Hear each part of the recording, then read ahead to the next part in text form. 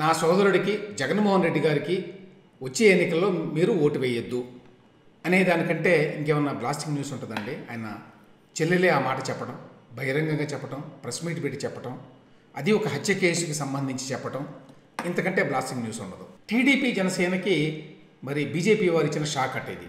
అదేమిటంటే పొత్తు పెట్టుకోరట. అది ఎట్లా బ్లాస్టింగ్ న్యూస్ అవుతుంది? అయినా అసలు అది న్యూస్ కాదు కదా, అది ఓన్లీ స్పెక్యులేషను, అది న్యూస్ కాదు. వేరాజ్ డాక్టర్ సునీతారెడ్డి గారు నిన్న ఢిల్లీలో ప్రెస్ మీట్ పెట్టి మాట్లాడింది న్యూస్. అది సునీతారెడ్డి గారు పెట్టినటువంటి ప్రెస్ మీట్ వల్ల జరిగినటువంటి నష్టాన్ని, క్రియేట్ అయినటువంటి ఇంపాక్ట్ని డైల్యూట్ చేయడానికి, డిస్ట్రాక్ట్ చేయడానికి, డైవర్ట్ చేయడానికి పన్నిన పన్నాగం అండి ఇది. ఈ బ్లాస్టింగ్ న్యూస్ పేరుతోటి మరి తమకు అనుకూలమైన ఛానల్స్లో ఈ వార్తా కథనాలు వండి వార్చటం. దీనికి సంబంధించి సునీత గారు ఏం మాట్లాడారు ఏమిటి అనేది నేను వేరే వీడియోలో కూడా చేశాను, చూడొచ్చు మీరు. ఈ పాటికి అందరికీ తెలుసు కూడా. అందులో ప్రధానమైన విషయాలు 3-4 ఉన్నాయండి. ఒకటి ఏంటంటే, ఆవిడ ఇంతవరకు బయటకు వచ్చి మరి వైసీపీ ప్రభుత్వాన్ని కానీ, జగన్మోహన్ రెడ్డి గారిని కానీ, మరి ఎవరిని కానీ తప్పుపడుతూ మాట్లాడలేదండి బహిరంగంగా, ఓపెన్గా. 5 ఏళ్ల తర్వాత మొట్టమొదటిసారిగా ఆవిడ బయటకు వచ్చి, ఇదిగో జగన్మోహన్ రెడ్డి గారి ప్రభుత్వం కావాలని అడ్డంకులు క్రియేట్ చేస్తోంది, వాళ్ళు న్యాయం చేయడం లేదు ఈ కేసులో, వాళ్ళకి సంబంధించిన వాళ్ళకి వివేకానంద రెడ్డి గారి హత్య కేసుతో సంబంధాలు ఉన్నాయి, వారే బాధ్యులు అని స్పష్టంగా చెప్పింది. First point. ఇప్పటి వరకు కూడానండి ఆవిడ కోర్టుల్లో వాదించింది, లేకపోతే సిబిఐకి చెప్పింది, కానీ బయటకు వచ్చి ఒక మాట కూడా మాట్లాడాలి 5 ఏళ్ల నుంచి. ఇది గమనించాల్సిన విషయం. 5 ఏళ్ల తర్వాత విసిగిపోయి వేసారి ఇప్పుడు బయటకు వచ్చి చెప్పింది. అది కూడా ఇప్పుడు ఎందుకు చెప్పిందంటే 2 కారణాలు. ఒకటి, ఇప్పుడు ఆల్రెడీ ఆ కేసు స్టాండ్ స్టిల్లో ఉన్నది అని చెప్పిందండి ఆవిడ. ఆగిపోయింది, ఇప్పుడు కూడా ముందుకెళ్ళటల్లా. అందులో జరగాల్సినటువంటి చివరి దశ ఇన్వెస్టిగేషన్ జరగడం లేదు. అదేమిటంటే అవినాష్ రెడ్డి పాత్ర, అవినాష్ రెడ్డి వెనక ఎవరున్నారు అనే దాని గురించి మేము ఇన్వెస్టిగేషన్ చేయాలని చెప్పి సిబిఐ వారే స్వయంగా సుప్రీంకోర్టుకి ఇచ్చినటువంటి ఎఫిడవిట్లో చాలాసార్లు రాశారు గతంలో. అటువంటి వ్యక్తులు లాస్ట్ ఇయర్ జూలై కల్లా ఛార్జ్షీట్ ఫైల్ చేశారు. ఆ తర్వాత జరగాల్సిన ఇన్వెస్టిగేషన్ని చేయలేదు, ఆపేశారు. ఎప్పుడైతే అవినాష్ రెడ్డి అరెస్టు వరకు వచ్చి ఆగిపోయిందో ఆ తర్వాత ఒక అడుగు కూడా ముందుకు పడలేదు. అందువల్ల నేను ఇవాళ మాట్లాడుతున్నాను అని కూడా ఆవిడ చెప్పింది. ఇది స్టాండ్ స్టిల్ అయిపోయింది, అందువల్ల ఈ ఇన్వెస్టిగేషను జరిగేటువంటి అవకాశం లేదు so long as Jaganmohan Reddy గారు సీఎంగా ఉంటే, వైసీపీ ప్రభుత్వం అధికారంలో ఉంటే. అందువల్ల ఇది చివరికి ప్రజాకోర్టులోనే తేలాలి అని చెప్పి నేను ప్రజలకు విజ్ఞప్తి చేస్తున్నాను. నా సోదరుడిని మళ్ళీ తిరిగి అధికారంలోకి తీసుకురావద్దు అని స్పష్టంగా చెప్పిందండి ఆవిడ. ఒకటి. రెండవ పాయింట్ ఏంటంటే, ఆవిడ 5 ఏళ్ల నుంచి మాట్లాడకుండా నిన్న మాట్లాడింది అనేది ఒకటి గమనించాలి. రెండవది, ఆవిడ ఎక్కడా కూడా పొలిటికల్గా మాట్లాడలేదండి అప్పటికి ఇప్పటికీ. నిన్న కూడా యాక్చువల్గా ఆవిడ బాధంతా ఏంటంటే, నాకు స్పష్టంగా అర్థమైపోయింది ఎవరు బాధ్యులు దీనికి అనేది. నేను మొదట్లో నమ్మలేదు, నా ఫ్యామిలీ వాళ్ళు ఉంటారు అనుకోలేదు నేను. అందువల్ల జగన్మోహన్ రెడ్డి గారి తరఫున ఏం చేయమంటే చేశాను ఆ రోజున. వాళ్లే మనుషులను పంపించి నన్ను ఢిల్లీకి పంపించి, ఎలక్షన్ కమిషన్కి పంపించి, ఎవరో ధర్మారెడ్డి అనే వ్యక్తి నా పక్కన వచ్చాడు, ఆయనే తీసుకెళ్ళాడు అని కూడా చెప్పారు. ఎవరు ఆ ధర్మారెడ్డి? బహుశా టీటీడీ ఈవో అయి ఉంటాడు. మొత్తానికి వీళ్ళందరూ కలిసి ఏం చెప్తే అది చెప్పాను నేను. ఎలక్షన్ కమిషన్కి అప్పట్లో ఆవిడ కంప్లైంట్ చేసిందండి. ఏమని? చంద్రబాబు నాయుడు గారి ప్రభుత్వం అధికారంలో ఉన్నది, వాళ్ళు న్యాయం చేయరు, అందువల్ల సిబిఐ ఎంక్వైరీ వేయాలి దీని మీద అని. అట్లాంటి తర్వాత జరిగిన పరిణామాలతోటి ఆవిడకి మరి ఆత్మజ్ఞానం అయిపోయింది, విషయం తెలిసిపోయింది ఎవరు బాధ్యులు అనేది. వాళ్ళని శిక్షించడానికి బదులుగా జగన్మోహన్ రెడ్డి గారు వాళ్ళని రక్షిస్తున్నాడు అనే విషయం అర్థమైన తర్వాత ఆవిడలో ఆ బిట్టర్నెస్ పెరిగిందండి. అప్పుడు ఆవిడకి మనసు విరిగిపోయింది. అప్పటిదాకా ఆవిడ నమ్మింది ఇది ఒకటేమో, అసలు వాళ్ళు చేయలేదు అనుకుంది. ఆ తర్వాత అవినాష్ రెడ్డి వీళ్ళు చేశారు, జగన్మోహన్ రెడ్డి గారికి ఏమి సంబంధం లేదు అనుకుంది. ఆ తర్వాత అవినాష్ రెడ్డిని, వాళ్ళ తండ్రిని, భాస్కర్ రెడ్డిని, ఇతరులని జగన్మోహన్ రెడ్డి గారు వాళ్ళని రక్షించడానికి ఎంత దూరమైనా వెళ్తాడు అని అర్థమైన తర్వాత ఈయనకు కూడా ఇందులో సంబంధం ఉన్నది అనే విషయం అర్థమైంది. అయినా కూడా ఆవిడ నిన్న మాట్లాడినప్పుడు నేరుగా జగన్మోహన్ రెడ్డి గారికి సంబంధం ఉన్నదా అని అడిగితే, నేను ఎటువంటి ఆధారాలు లేకుండా నేనేం చెప్పలేనండి, కానీ అవినాష్ రెడ్డి, భాస్కర్ రెడ్డి ఇందులో ఉన్నారు అనేది స్పష్టమైపోయింది సిబిఐ ఎంక్వైరీలోనే. వాళ్ళిద్దరిని రక్షించడానికి ఎందుకు మరి మా అన్న అంత ప్రయత్నిస్తున్నాడు అనే విషయం అర్థం కావడం లేదు. ఆ తర్వాత ఆయన పాత్రను కూడా ఇన్వెస్టిగేషన్ చేయాలి. ఆవిడేముంది, నన్ను, నా భర్తని కూడా అనుమానితులు అని చెప్తున్నారు కదా వైసీపీ వాళ్ళు, సజ్జల రామకృష్ణారెడ్డి గారు వీళ్ళంతా చెప్తుంటారు, ఎప్పుడు సాక్షిలో రాస్తూ ఉంటారు. నో ప్రాబ్లం, మేము కూడా సస్పెక్ట్సే, మమ్మల్ని కూడా విచారించండి, నన్ను నా హస్బెండ్ని కూడా. దాంతోపాటుగా జగన్మోహన్ రెడ్డి గారు మిగతా వాళ్ళందరినీ కూడా విచారించండి, అందరినీ ఇన్వెస్టిగేషన్ చేయండి అని మాత్రమే చెప్పారు. సో ఈ మొత్తం బట్టి మనకు అర్థమయ్యేది ఏంటి, జగన్మోహన్ రెడ్డి గారికి నిజంగా కనుక సంబంధం లేకపోతే ఈ ఇన్వెస్టిగేషన్ని సైంధవుళ్లాగా అడుగడుగున ఇట్లా అడ్డుపడ్డు, అదొక్కటి చాలు, మిగతా విషయాలన్నీ పక్కన పెట్టండి. సిబిఐ ఎంక్వైరీ కావాలి అని చెప్పి తర్వాత వద్దు అని చెప్పి లెటర్ రాయాడు సెంట్రల్ గవర్నమెంట్కి. ఆ తర్వాత ప్రతి స్టెప్లోనూ అడుగడుగున అడ్డుకోడు. అవినాష్ రెడ్డి అరెస్ట్ని కాకుండా మొత్తం పోలీసు యంత్రాంగాన్ని డిప్లాయ్ చేయడు. సిబిఐ అధికారులు కూడా బెదిరించడు. చివరికి సునీతారెడ్డి గారు వాళ్ళ హస్బెండ్ మీద కూడా వీళ్ళు అనుమానితులు అని చెప్పి, వీళ్ళు బెదిరించారని చెప్పి, వీళ్ళు చెప్తేనే నేను చెప్పానని చెప్పి కేసులు పెట్టించాడు. ఇవన్నీ చేశాడు అంటేనే అందరికీ అర్థమైపోవాలి. ఏంటి ఆబ్జెక్టివ్గా ఆలోచించే వాళ్ళకి, ఐదర్ సునీత గారిని కానీ లేకపోతే జగన్మోహన్ రెడ్డి గారిని కానీ ఎవరిని మనం ఎటువంటి ప్రిజుడిస్ లేకుండా ఆలోచిస్తే ఈ కేసులో స్పష్టంగా అర్థమయ్యేది ఏంటి అంటే, మొదటి నుంచి జగన్మోహన్ రెడ్డి గారు వ్యవహరిస్తున్న శైలిని బట్టి ఎవరైనా అర్థం చేసుకుంటారు. సొంత బాబాయ్ మర్డర్ అయితే కన్సర్న్ లేదు, ఎవరు దోషులు అని చెప్పి కనుక్కోవాలి అనేటువంటి ఆలోచన లేదు. మొత్తం ప్రభుత్వ యంత్రాంగం అంతా చేతిలోకి వచ్చిన తర్వాత కూడా అందుకు చిన్న ప్రయత్నం కూడా చేయలేదు. చేయకపోగా అడుగడుగున అడ్డంకులు క్రియేట్ చేయడానికి ప్రయత్నించాడు. దాన్ని బట్టి అర్థం చేసుకోవచ్చు ఎవరైనా జగన్మోహన్ రెడ్డి గారికి ఇందులో సంబంధం ఉన్నది అనేది. ఆ తర్వాత ఇక్కడ పాయింట్ ఏమిటంటే, ఆవిడ చెప్పిన వాస్తవాలు కాబట్టి ఈ వాస్తవాల నుంచి డైవర్ట్ చేయడానికి ఇదిగో బీజేపీ, టీడీపీ, జనసేన అని చెప్పి డైవర్ట్ చేయడానికి టీవీ 9లో ఒక స్టోరీ వదిలేరు. ఆ స్టోరీ బ్లాస్టింగ్ న్యూస్ అని చెప్పి. ఇక్కడ చెప్పుకోవాల్సిన విషయం ఏంటంటే, ఎందుకు అది బ్లాస్టింగ్ న్యూస్ కాదని అన్నానంటే, ఒకటి అది న్యూస్ కాదు, అది మీ స్పెక్యులేషను. రెండవది, బీజేపీ, టీడీపీ, జనసేనతో పొత్తు పెట్టుకున్నా పెట్టుకోకపోయినా కూడా ఆ రెండు పార్టీలకు వచ్చే నష్టం లేదండి. వాళ్ళు పొత్తు పెట్టుకోకపోతే ఇంకేముంది, టీడీపీ జనసేనకు ఓట్లు రావు అని చెప్పగల వాళ్ళు ఎవరైనా ఉన్నారా ఆంధ్ర రాష్ట్రంలో? సో బీజేపీ యొక్క పొత్తు ఉండాలి అని ఎవరైనా అనుకుంటే, ఒకవేళ టీడీపీలో కానీ జనసేనలో కానీ, ప్రధాన కారణం ఏంటంటే జగన్మోహన్ రెడ్డి యొక్క అరాచకాలను ఎన్నికల్లో ఎదుర్కోవడానికి ఉపయోగపడుతుంది బీజేపీ కనుక మనతో ఉంటే అనేటువంటి ఆలోచన తప్ప, బీజేపీ వల్ల అదనంగా ఇదిగో 2 ఓట్లు వస్తాయి అనేటువంటి ఆలోచనతో కాదు. తర్వాత బీజేపీతో పొత్తు పెట్టుకోవడం వల్ల టీడీపీకి ప్రధానంగా కొంత నష్టం జరిగే అవకాశం ఉందని చెప్పి ఆ పార్టీలో వాళ్ళు గొడవ చేస్తున్నారు చాలామంది ఎప్పటి నుంచో అంతర్గతంగా. కాబట్టి పొత్తు పెట్టుకోకుండా ఉంటే కొన్ని వర్గాల ఓట్లు మనకు పోవు, అవి మనకు ఉంటాయి అనేటువంటి అభిప్రాయం ఉంది. కాబట్టి పొత్తు ఉన్నా లేకపోయినా కూడా ఒక రకంగా బ్యాలెన్స్ అవుతుంది. అది ఉంటే కొన్ని అడ్వాంటేజెస్, ఒకవేళ బీజేపీతో టీడీపీకి పొత్తు లేకపోతే కొన్ని అడ్వాంటేజెస్. సో ఈ నేపథ్యంలో కొంపల మునిగిపోయేదేమీ లేదు, ఇందులో బ్లాస్టింగ్ ఏమీ లేదు. ఈ దెబ్బకి మొత్తం అయిపోయింది బీజేపీ పని, జనసేన పని అనుకోవడానికి. కాబట్టి క్లియర్గా ఇది డైవర్షనరీ టాక్టిక్. నిన్నంతా ఈ బ్లాస్టింగ్ న్యూస్ పేరుతో వాళ్ళు నడపడం. ఇంకొక పాయింట్, ఎవరైతే జగన్మోహన్ రెడ్డి గారికి అనుకూలంగా ఉన్నారో వాళ్ళ ఛానల్ సాక్షి టీవీని పక్కన పెట్టండి. అది కాకుండా వాళ్ళకి అనుకూలంగా ఉన్నటువంటి టీవీ 9, ఎన్టీవీ, 10 టీవీ ఇట్లాంటివన్నీ కూడా సునీత గారి ప్రెస్ మీట్ని, ఢిల్లీలో జరిగిన ప్రెస్ మీట్ని ఇవ్వలేదండి. గమనించాల్సిన విషయం, మొత్తం లైవ్ ఇవ్వకపోవచ్చు కానీ అసలు జరిగిందని, ఆవిడ ఈ రకమైన ఆరోపణ చేశారని, ఆవిడ ఈ రకమైన పిలుపునిచ్చారని అనేంతవరకైనా ఉండాలి కదా. ఆవిడ చాలా విషయాలు మాట్లాడింది యాక్చువల్గా, అందులో అసలు వాటిని ముట్టుకోవాలా, అదొకటి గమనించాల్సిన విషయం. తర్వాత ఇక్కడ ఇంకొకటి ఏంటంటే, నేషనల్ మీడియా అంశం కూడా మాట్లాడుకోవాలండి. ఏమంటే ఢిల్లీలో ఆవిడ ప్రెస్ మీట్ పెట్టి ఒక రాష్ట్ర ముఖ్యమంత్రి మీద నేరుగా ముఖ్యమంత్రి గారి చెల్లెలే స్వయంగా ప్రెస్ మీట్ పెట్టి ఢిల్లీలో ఈయనకు ఓటు వేయొద్దు, ఎందుకంటే ఈయన తన సొంత బాబాయ్ హత్యలో ఉన్నటువంటి నిందితుల్ని కాపాడడానికి ప్రయత్నిస్తున్నాడు అని చెప్తే అది వార్త కాదా నేషనల్ మీడియాకి? ఒకప్పుడు నేషనల్ మీడియా ఇటువంటిది ఏదైనా ఉంటే, ఒక ముఖ్యమంత్రికి సంబంధించి నేరుగా ఆయనకు హత్యతో సంబంధం ఉన్నది అంటే నిజంగా బ్లాస్టింగ్ న్యూస్ అండి అది నేషనల్ లెవెల్లో ఒకప్పుడు. అట్లాంటిది ఇప్పుడు మరి జగన్మోహన్ రెడ్డి గారి ప్రభావం కావచ్చు, ఆయన పలుకుబడి కావచ్చు, ఆయనకున్న క్లౌట్ కావచ్చు, ఢిల్లీలో ఒక్కళ్ళంటే ఒక్కళ్ళు కూడా ఆ ప్రెస్ మీట్కి రాలేదండి. ఎన్డీటీవీ కావచ్చు, లేకపోతే ఇండియా టుడే, ఇట్లాంటివి చాలా ఉన్నాయి కదా, ఎవరు కూడా పట్టించుకోవాలి. అది ఒక ముఖ్యమంత్రికే నేరుగా, అది తన సొంత బాబాయ్ హత్యలో ప్రమేయం ఉంది అనేటువంటి ఆరోపణలు వస్తున్నాయి. ఆరోపణలు చేసిన వాళ్ళు ఎవరో పొలిటికల్ ఎనిమీస్ అనుకోండి, పొలిటికల్ ఎనిమీస్ అయినా కూడా దానికి ప్రాధాన్యత ఉంటుంది. ఇక్కడ పొలిటికల్ ఎనిమీ కాదు, ఆవిడ అసలు పాలిటిక్స్లో లేదు.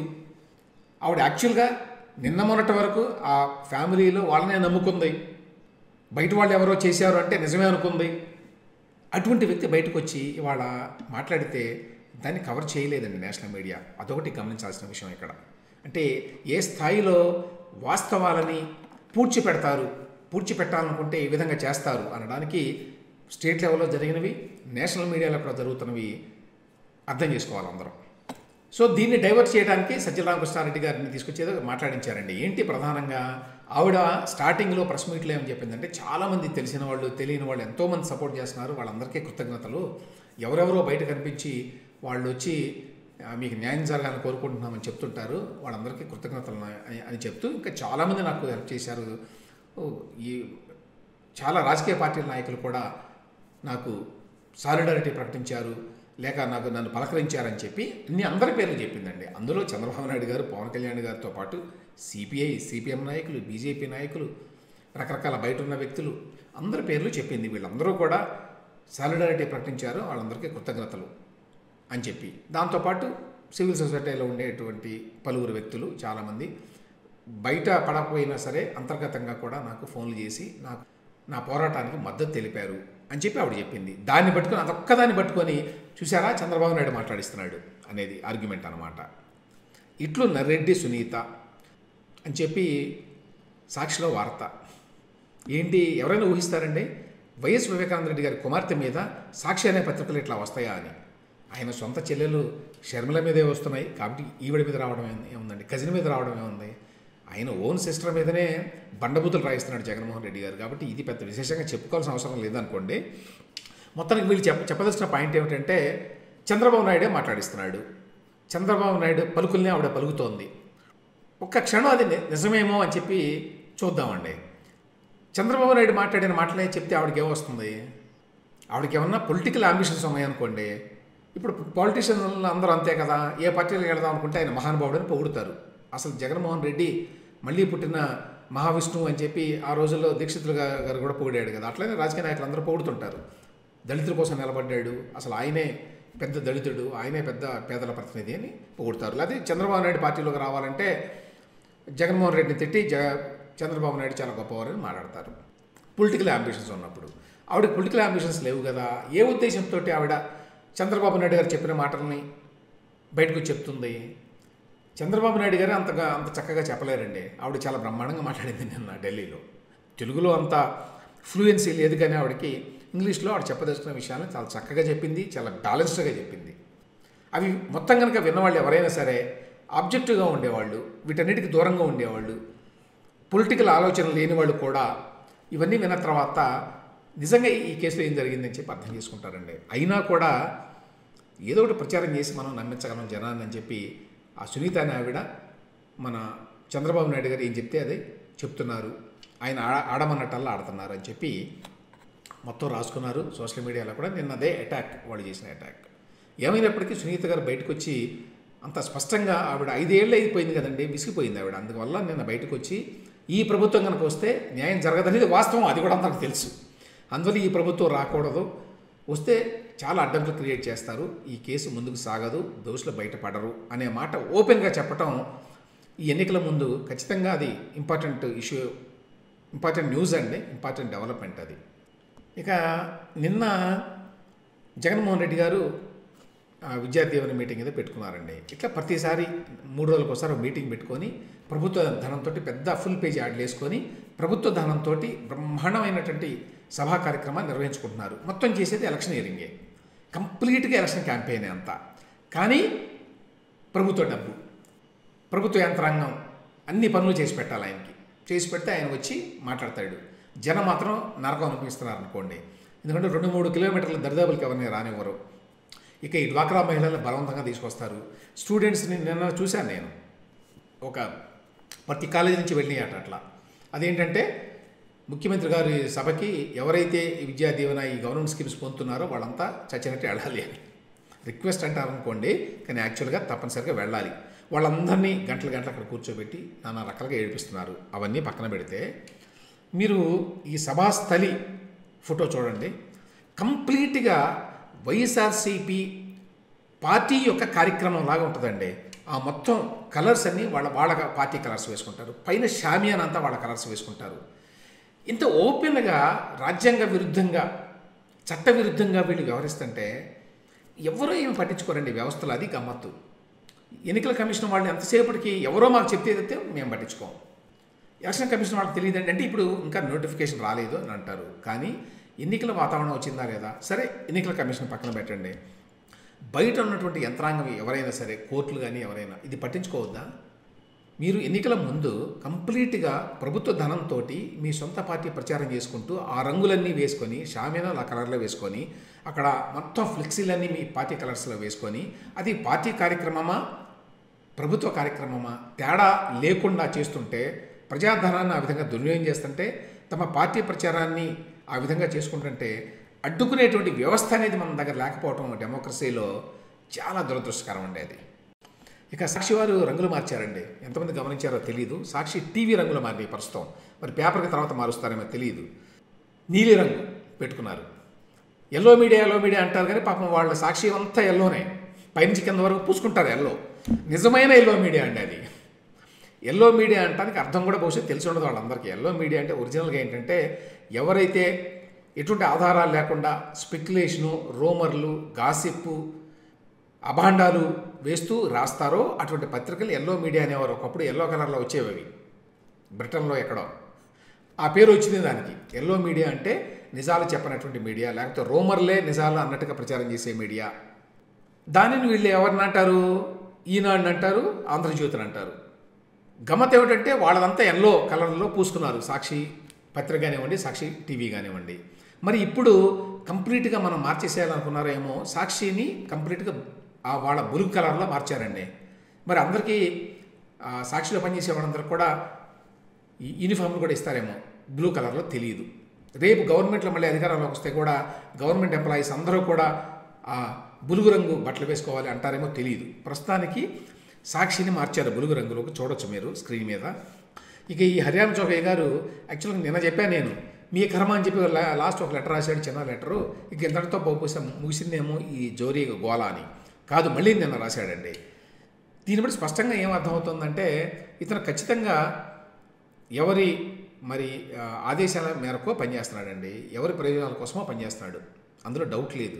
లేకపోతే నిన్న రాసిన తర్వాత మీ కర్మ, మీరు నేను చెప్పింది వింటలేదు అని అన్న తర్వాత మళ్ళీ లేఖ రాయాల్సిన అవసరం లేదు. మళ్ళీ రాశాడు, పెద్ద లేఖ రాశాడు నిన్న, అంటే కొత్త ఉత్సాహంతో రాశాడు. ఆ లేఖ అంతా చెత్త అనుకోండి, అదంతా చదవను నేను, కానీ ఒక్కటే ఆయన రాసిన పాయింట్, దాన్ని బట్టి అర్థం చేసుకోవడానికి మనకు ఉపయోగపడుతుంది. అదేంటంటే ఈయన్ని మన పవన్ కళ్యాణ్ గారిని ప్యాకేజీ వీరుడిగా వైసీపీ వాళ్ళు విమర్శిస్తున్నారు. జగన్మోహన్ రెడ్డి గారు ప్రతి మీటింగ్లో మాట్లాడతాడు. అదట అట్లా మాట్లాడితే దానిని చంద్రబాబు నాయుడు గారు, లోకేష్ గారు ఖండించడం లేదట. అది పెద్ద నేరంగా కనిపిస్తుంది ఆయనకి. చూసారా, ఆయన ఎందుకు ఖండిస్తారండి వాళ్ళు? ఖండించడం అంటే వాడు చెప్పింది నిజమని చెప్పి అనుకోవడం అనమాట. వాళ్ళెవరో చెప్పిందని, పనికి మాలిందని ఎందుకు ఖండిస్తారు వీళ్ళు?